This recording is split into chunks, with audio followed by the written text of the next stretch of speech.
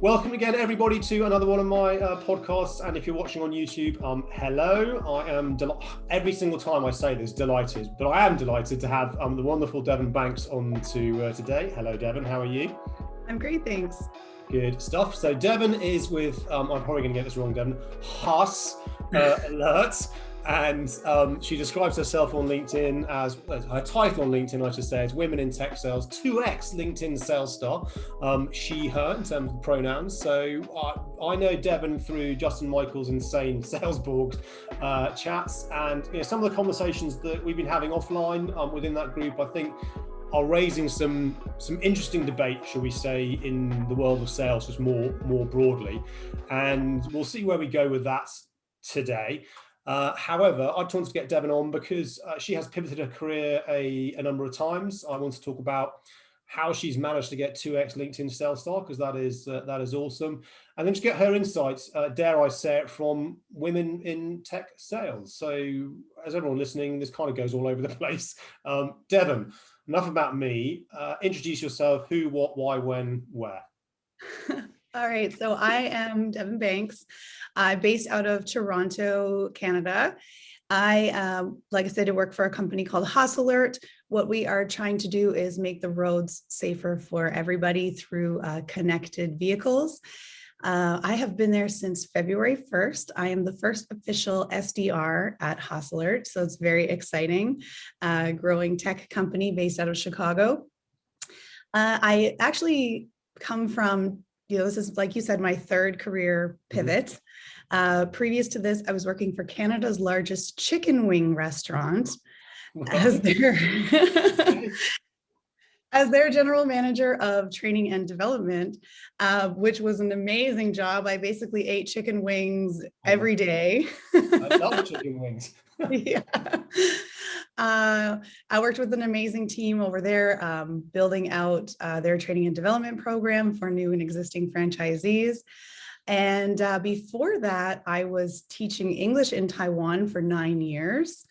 And before that, I worked my way through university in hospitality. So, started as a host and then server, bartender, supervisor.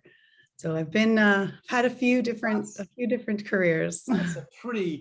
That's a pretty awesome career. Now, if I reflect on my career 20 years ago, showing my age now, in the world of recruitment, I know we were talking about this beforehand. I used to recruit sales professionals into the IT and tech sector in London, and then the M4 corridor, Thames Valley, for those that know. And historically, if someone like you, your CV would have come through, male or female, kind of irrelevant, I'd have gone, yeah, that's not going to fit the model of terms of what a traditional salesperson, back then BDRs, SDR didn't even exist as a model. It was net new business or account management. But I think it's really interesting, I guess, from what's happened in the last 12 months, and even before this, you started to see people from, how can I put this, non-traditional background from a sales perspective, those that are listening, I'm doing inverted commas. So how has that journey been for you, and how have you drawn on, dare I say it, some far more sophisticated experience than I could ever dream to have? Firstly, teaching English in Taiwan, and then working for Canada's biggest chicken wing shop in certain brand in terms of doing all that. So let's unpack that a little bit. Yeah, I mean, I think that, like, if we even go back further, I've always been someone who's been in like a customer service and sales role or adjacent. My very, very first job when I was 12 or 13 was washing hair at our local hair salon on Saturdays. So like washing, sweeping, taking out curlers, things like that. And again, that role was, and I hate this phrase, I think it's cliche, but relationship building. Every week we had a lot of the same weekly, monthly, or every couple months, it was the same people coming in. And it was about creating an experience for them, because again, there's thousands of hair salons that people can go to. Why come to this one? And, as we know, it's not just about price. There's so much about price. Unless your price is so far out, it is never about price. Oh, close second on price. Right, because I've gotten great haircuts. Just last August, the last time I got a haircut, um, was like $26, and I loved it. And I've gotten $200 haircuts that I've came home and cried myself to sleep. So, I learned really early the value of experience and of listening, talking, and just creating that relationship with your clients where they are comfortable and happy to come back. So I took that, hairdressing experience that went into my next job, which was a cashier at a gas station. When you're in high school, you do what you can. You do, right? Yeah, exactly. But again, it's another job where you see a lot of the same faces. Even think of yourself. You probably go to the same petrol or gas station all of the time. And before we didn't have pay at the pump. You had to go in. Yeah. And so again, you're creating these things of these relationships. You can look at people's cards and see their names, like, oh, hey, Mr. Lowe, how was your week? Things like that. You're not making tips, but again, you're creating that experience. And then that moves, of course, into hospitality. And this is where I think to continue the story, it ends up into sales, where, every interaction is a chance to create an experience for your customer or your client. So yeah, I think that's how it all ties together for me. And the hospitality industry can be brutal because you go in there as a client, so to speak, and you expect a certain kind of level of experience. And the challenge is that each person probably has a different expectation of what that experience should be. And as a waiter or a waitress or a busboy or whatever, front office, whatever it is, you kind of have to read the room and read the individual. And sometimes people take that to the extreme and they're just douchebags about life, but you still have to, manage that and deal with that. And in terms of my entire role in sales, even when I was starting out life from a cold calling perspective, and you've got that 30 seconds to kind of build rapport and relationship, I look back at my most successful deals have been where actually there is a relationship built over time, but each one has been slightly nuanced and slightly different. So I know the answer to this question, but why move from the role that you were in now to something that is, the first BDR within Haas Alert, which is, very, very different, right? Yeah, I mean, I think what happened to me was that my time in the chicken wing chain ended, and it was, I was looking at my career and my goals at that time. I'm a single parent. At that time, my daughter was, I believe, she was still 2 years old. Now she's 4. And I'm going like, okay, I need, I know that I need something that's challenging and constantly, I need that. I know that I need that. So I'm like, where can I find a challenge? Where can I find something that's not stagnant? But where can I find a job and an opportunity where there is no ceiling for how much money I can make, where I can build a life for my daughter and I, where, we can go on trips to Disney World if we want to, or we can go on trips to the Grand Canyon, or we can go camping, where I don't have to worry about having the money to send her to university or even to, doing just the extracurricular activities she wants to do now. So I started looking into those industries, and of course, tech and banking were the two that at first, and I'm also in Toronto, right? So I'm in a huge tech and banking, financial center of the world. Yeah. And so that's where I settled on tech. And then it just kind of, I think what's really refreshing is to hear you actually say that. And I'm not a single parent, but as a parent, you kind of, the script flips somewhat in terms of what your purpose is in life. You become not providing for yourself, you're providing for someone else, and you will go to the ends of earth for them. But also, my entire career in sales has been driven by money. I've been very fortunate. I've been brought up to a lifestyle which is very nice, courtesy of my late father and my mother, in terms of what they did and achieved for me and my brother. So I want to be able to maintain those experiences, to your point, if I choose to.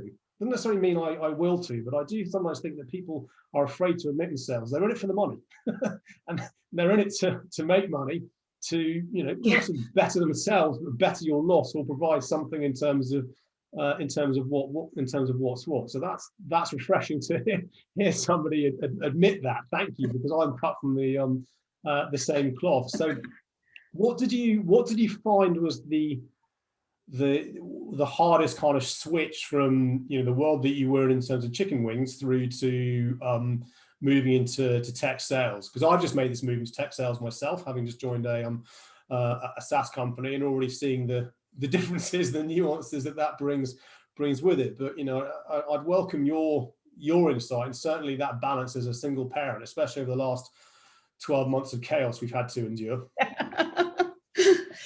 I think so. There's a few challenges. I mean, and of course, the whole pandemic world brings these other challenges. However, working from home for me as a single parent has really been, a blessing, because it gives me back all of this time with my daughter that I didn't have before because I was commuting. Yeah.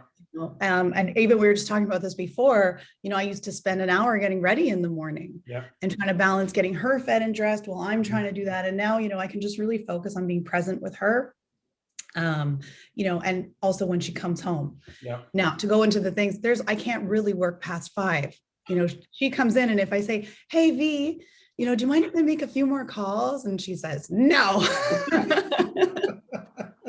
Peppa Pig, or whatever the equivalent is in Canada. Yeah, like there's no, sometimes I can say, "Okay, just let mommy make, 4 or 5 more calls." And I get it, because we're apart all day. So and then she goes to bed at 7. So that time between 5 and 7 is kind of sacred. Mm-hmm. So that's been one of the good things. Mm-hmm. I think one of the bigger challenges of coming from that world to this world is, when I was the general manager of training and development at Wild Wing, I was doing a lot of different things every day. I was doing a lot of writing, doing in-person trainings, which I love. I really do miss that. For me, I'm the kind of person that they're like, "Oh, here's the stage." And I'm like, "How do I get on there?" There's 2,000 people to talk to, like I'm in. So that part was never a challenge for me. I loved doing that. I didn't miss that. I think for me, the biggest challenge coming into a role like a BDR, coming from a role like that, is it's really tough to make cold calls all day. Yeah. And it's not the picking up the phone, and it's not the rejection. I mean, that stuff is hard. It's doing one thing over and over and over again, which I'm still catching myself, getting distracted and maybe not being as efficient as I want to be, because I still, like I said, I like the idea of doing lots of different things. And even though we do that in a BDR role, we need these intense focus of, an hour call block or 2-hour call block, and then not just once a day, twice a day, and then 5 days a week. I do find that challenging, but again, talking to people and then having those great conversations is what makes my day. So it's sort of like a double-edged sword, because to do the things I love, I got to do, and I don't want to say I hate, because I actually don't hate cold calling at all, but you have to balance it out. So that's been challenging for me. And if there's any consolation, 20 years ago when I was, doing the cold calling in my recruitment days, and we didn't have, technology such as, I don't know if you use, Jerry Hills in our group, Connects and Sell, or the equivalent kind of voice platforms to kind of help you on that. It was literally just, smile and dial. I used to have my shirts used to wear out on the elbow as you were doing this, and it was tough. But then with less distraction, we didn't have social media, we didn't have kind of all of the things, the other kind of things that are going on around there. So with regards to kind of that, and how have you found it doing that in, you talked about the positives of seeing more of your daughter. I have the same. I'm not flying around the world anymore like I was, although I do miss kind of a bit of peace and quiet sitting in an airplane. I'm not going to lie. How have you found building a community either with your other team, or building that kind of to keep you going? Because that was the one thing not the one thing, but what I did enjoy was the sales floor, and that helped kind of motivate and kind of keep each other going. So how have you as a business or found other communities to help kind of maintain that rhythm, if you will, or kind of pick me up when you're having a moment going, "Oh, I just can't do this anymore"? I mean, in my previous role, I was on a team of BDRs. At one point, there were 8 of us, and a few of us would get together on a Zoom. Mm-hmm. all mute each other. And yeah, like I used Connect and Sell a little bit in that role, but we, smiling and dialing. Well, one of us got someone on the phone, which didn't happen much in my previous role. It was like unmute, we could all listen and, be excited for each other. So that was one way we did it. But then, of course, too, when the call is done, we would chat about it. And then sometimes that would turn into getting to know each other better, which was important. Yeah. And then, in this role now, I am the only BDR, but we do have Slack. And, we have some channels in our Slack that are fun, like random and general. We have a creature feature. We have a Gordon Ramsay channel for all of our cooking. My new role, some of these people have worked together for a long time. So there's it's a very small organization. So they know each other well, but the culture is really nice. Like we had a poker night the other day, which was great. We were all playing together just for fun. And, everybody came in with their glasses on and their hoodies on. So building that I found it's actually been, it's different. When I was with Wild Wing, I worked really closely I was also a very small company, and I really worked closely with two other people. And, that was like, I had like my work husband, basically, and then my work wife. The three of us were all together. And I do miss that, but I think that those things can be recreated. And it's about just finding that balance of, I think you have to be more honest in this role. Like in an office, you can sit there. People think that we're not as productive at home, but there's definitely a lot of times in an office I was sitting there doing this and not doing anything at all. A 2-minute chat around the water cooler becomes 15 minutes later if you just, shooting the breeze. Oh, probably should get back on the phone or do what I'm supposed to be doing. Yeah, whereas here, I think you just have to be honest. Like one day, a couple of weeks ago, we have an AE channel in our Slack, and I just messaged them, and I was like, "Help! Like I'm so unproductive today." Happens to all of us, especially just in this kind of screen time is what's what. I'm desperate to get back into some kind of face-to-face environment, touch, not in that sense, but actually physically, be in a room and build a relationship with people, or even just out in a park or on the walk and talk meetings.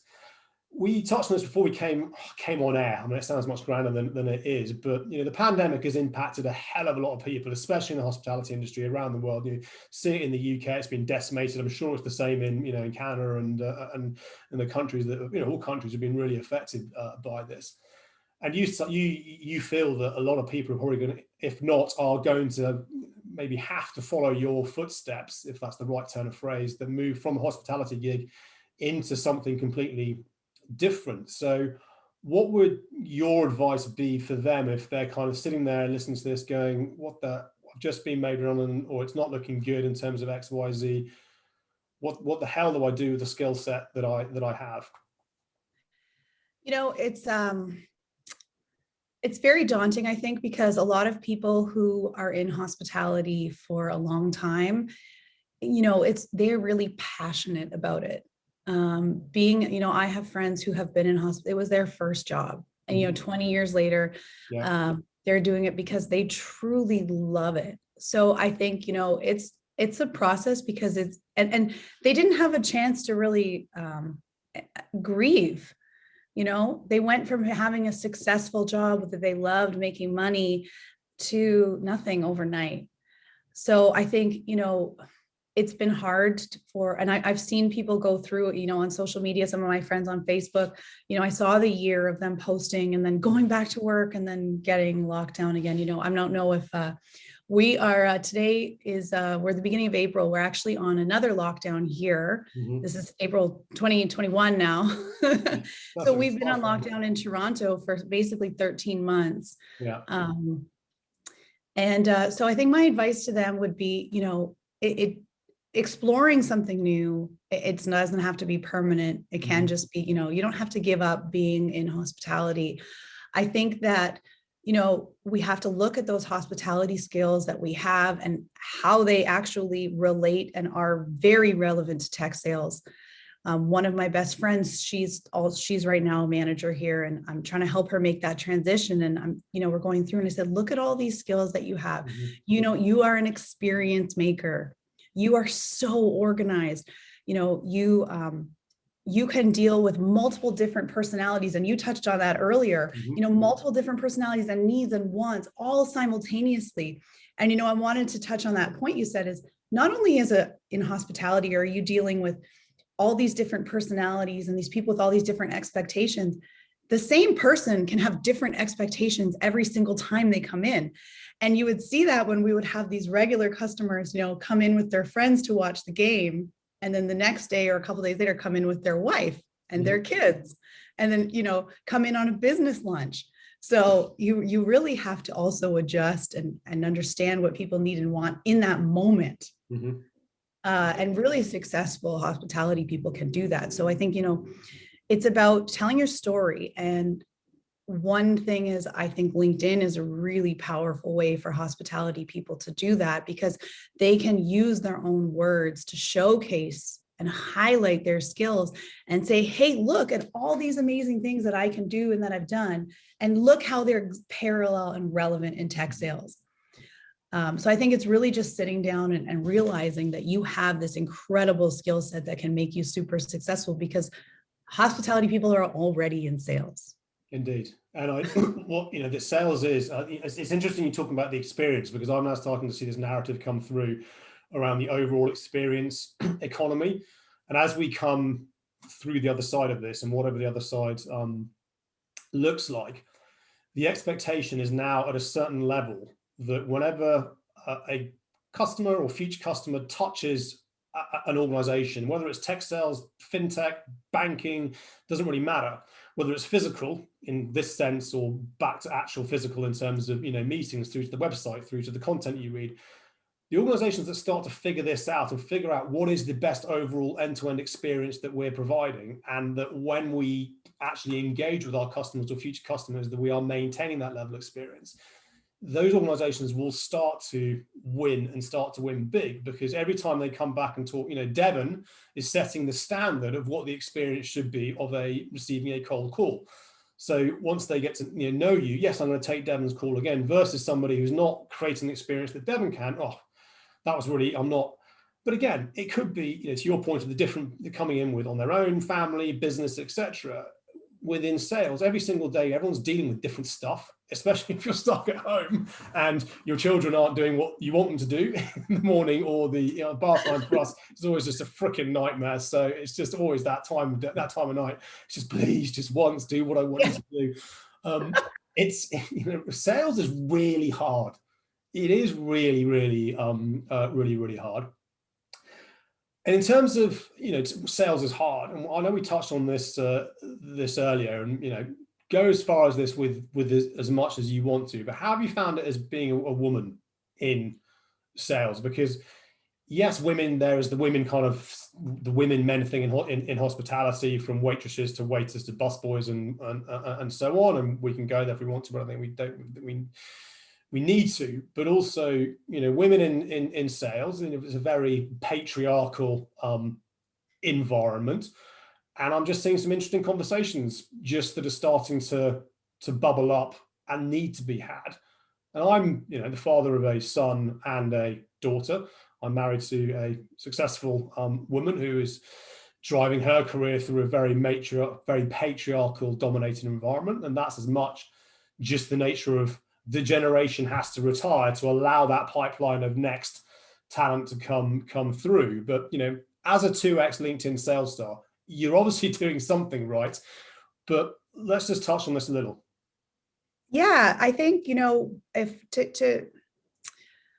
it's hard for me to talk about, and we mentioned this because I think that, well, first of all, there are so many, even within, if you want to talk about women, we have so many different experiences as women, and so many different layers. And, we have these, it's called, intersectionality, which is where, as a woman, and then if you're a Black woman, that's a whole other experience. And if you have disabilities, or if you're a woman with disability, or, all of these different things come together to create all these different experiences. So first, I think that needs to be recognized, that there isn't just like men in sales and then Yeah. women in sales.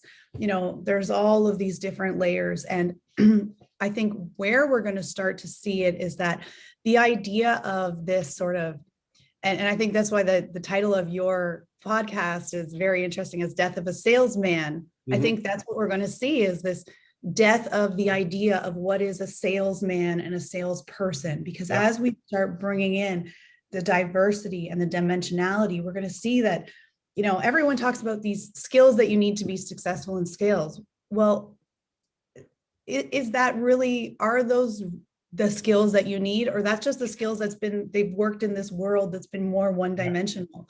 As we start moving in and we have, all of these different roles and people moving into decision maker roles, how is that going to change how they would like to be sold to? Yeah. So it's like, we really have to go down way back to basics and see, are these even good sales skills, or this is just kind of what's worked and what's been the status quo? I think the one example I can think of off the top of my head is this introvert versus extrovert. Yeah. And I think even till recently, people would say you have to be an extrovert to be successful in sales, but I don't think that's true at all. Right. And I have friends who are introverted. It's just another dimension to their personality. It doesn't mean they're good or bad at anything. You've hit the net. You've articulated that really, really well. The skills bit, I think, is just general across sales, full stop. I don't believe that there are the requisite skills today to meet the buyer of tomorrow, and that's a big challenge for leadership, full stop, to accept that. Also, I was not trained, but I did a Myers-Briggs as one of the, you're either an E or you're an I. And it wasn't this is for a law firm I worked at, and it wasn't to say you're better at one or the other. It's lawyers typically are on the I rather than the E. There are some very, very successful lawyers who are very good salespeople, but they're introverts. It was more for me to understand, I'm an ENTJ, that if you're dealing with somebody who's an I, you need to dial down the E to reflect and not make that individual feel uncomfortable. It wasn't this, they're any less of a person. It's recognized that if you go in like, hey, jazz hands, I'm me, that's just going to really put them off, because that's not how they operate. And from your perspective, I think that's just such a nice way to articulate it, because the skills bit is all encompassing, and I don't care what layer you are, as in within, women of color, black women, disability, or men of color, disabled men, and so on and so forth. You've either got the skills, or you can improve the skills, or you don't. There's the next challenge is around breaking that status quo. My podcast, The Death of a Salesman, is from Arthur C. Miller play way back when, from a very, very different era. And I think even anybody knows the play, that in itself raises some very interesting questions about the sales profession back then as a business. Other than yourself, are there any kind of leading voices out there that you're seeing that people should engage with and talk, or at least listen and follow to see the conversation that's happening around this? Yeah, so I think that's a really important distinction, is the listening part. A lot of people want to keep talking when in fact it's time to start listening. And I think one of the reasons that a lot of people don't really want to share or stop themselves from sharing is because when you share your experience, then you have to defend it. And, you are simply sharing what's happened to you, and then you get sort of victim blamed. Or people will say, oh, well, you're saying you did this, but look at, and I can't believe I'm blanking on her name, the woman who's the CEO of Spanx. She was a single mom and she's a billionaire. Like, you can do it too. It's not so simple. No one ever would say, and again, like, to a white man, if he's talking about some of his struggles, when someone say, well, Bill Gates did it, why can't you? But yet, we put these kind of stereotypes onto other people all the time. So I think a lot of it is listening. And one thing that I do myself is when I start to feel that defensive feeling, or that feeling of, then that's a signal for me that I need to listen more. And I need to really explore this because there's something going on inside. That defensiveness is what keeps us in our place of status quo, because we go, oh, no, that's not right. Or that's just you. Or that's not how it was. You're actually, that experience didn't happen to you, when in fact that experience did happen to that person. You are in a place of privilege to even have them tell you that. So the next thing is just to, like you said, listen and who to follow. So there are some great voices. One thing that I do is I actually follow, I use the follow a lot on LinkedIn. I don't connect too with a lot of these people because, again, people on LinkedIn only get 50,000 connections, I believe. 30, I don't know. 30. Yeah, they get 30,000. So, you know, if you're not going to contribute to their conversation, then, you know, you're just there to listen. You can follow and allow them to connect with, you know, make their network. Off of the top of my head, you know, other women that I really admire in sales, like Gabrielle Blackwell, we mentioned her name. She's someone who posts great stuff. And what I do too is, like, I look at her posts and then I see who she's interacting with, where the interesting conversations, and then I follow, sort of like follow the breadcrumbs, right? Follow the people around them. Another woman that I follow, she's a DEI educator here from Toronto, and her name is Janelle Benjamin. She posts great stuff. And again, through conversations on her page, you can follow other people. And that's generally what I recommend doing. Is those voices are there, and they're really loud. And it's your job just to listen, and listen with, and if you do need to talk, I think one thing too that I just wanted to mention is that sliding into their DMs with your questions about what they're posting is not really okay. No. You're demanding like free labor from them. And so, you know, if you have questions, first of all, there's Google, which is a great place to start, because generally people have actually written free stuff for you to read. But if you're, you know, read their books, read their articles, chances are if you have the question, they've answered it, especially if there's someone who this is their job. So don't, you know, the last possible thing you should be doing is seeing someone you think is interesting, sliding into their DMs and then asking them a bunch of questions about it. Don't do that. I mean, don't do that full stop. It's just irrespective, you know, just don't do that full stop. And I think, you know, the listening aspect is key. And I really like your, you know, I'm going to reflect on that myself. When you feel that, not that I ever get necessarily defensive in terms of, you know, the stuff that I've experienced, but just to check yourself, and also don't be a keyboard warrior.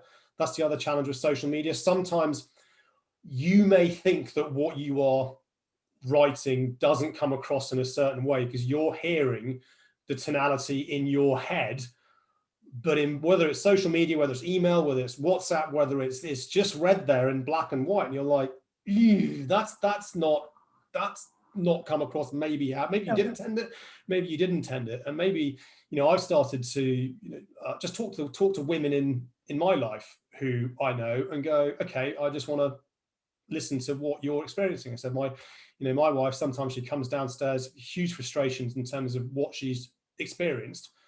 And it's not necessarily the people on the other end are trying to create that experience. It's just the nature of where we are in the world today.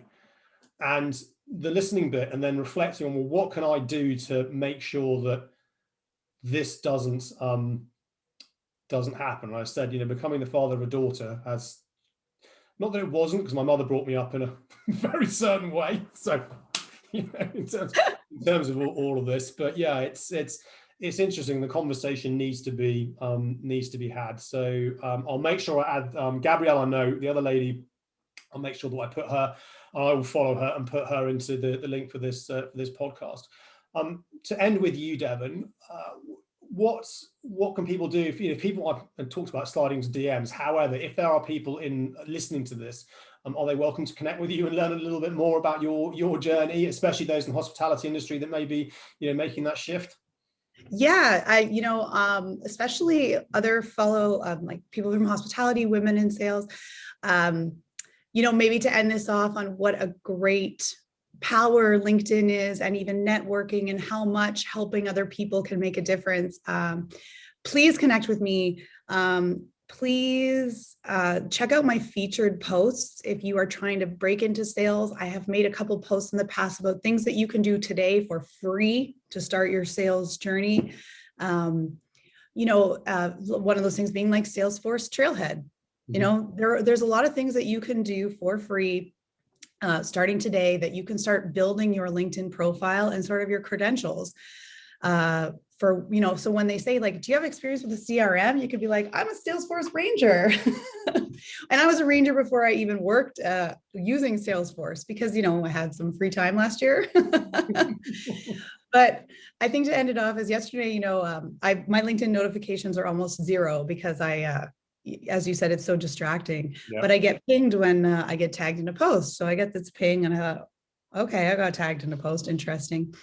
And what happened is a woman who is I want to say I met her in Rev Genius. I had posted about the Women in Tech Sales boot camp that I did. And I think someone recommended to her. I sent it to her. She's like, this isn't a great fit for me, but I know another woman who this would be a good fit for. She sent it to her. And yesterday that woman started her first day as a BDR. And I had heard about that boot camp from my friend, who she had heard about it from her friend. So you can actually trace it all back to how just, sharing, encouraging your network with other opportunities. But, I never would have heard about it if I didn't start sharing my story first. If I hadn't said on LinkedIn, hey, I'm looking for tech roles. If you know something, if you know someone that I should talk to, like, please connect us. And that started this whole thing. So you never know what's going to be the end point. But when you just start, with the goal of helping people and of being helpful, then it's amazing. Like, I was just so excited that this, it's this posted BDR, like, that's it. She started a new career now. And it wasn't because of me at all, but, it was just this effect of everybody sharing and being open and helping each other. So I think that please come and connect with me. Check out my featured posts. If you are looking for, boot camps, I have a lot of information about that. And also, it's, you can slide into my DMs. Right. Careful there. Mention this podcast to prove you've listened to the podcast. Yeah. Contact yes, Devin. That's a good one. About sliding into your DMs if I maybe so bold. Devin, thank you so much. I really appreciate your taking the time of day to record this and bring this conversation to life that needs to be continued. For everybody tuning in, as ever, thank you very much. If you want to be on this podcast, you know what to do. If you want to recommend anybody to be on this podcast or this vlog, you know what to do. Otherwise, Devin, thank you. Thank you.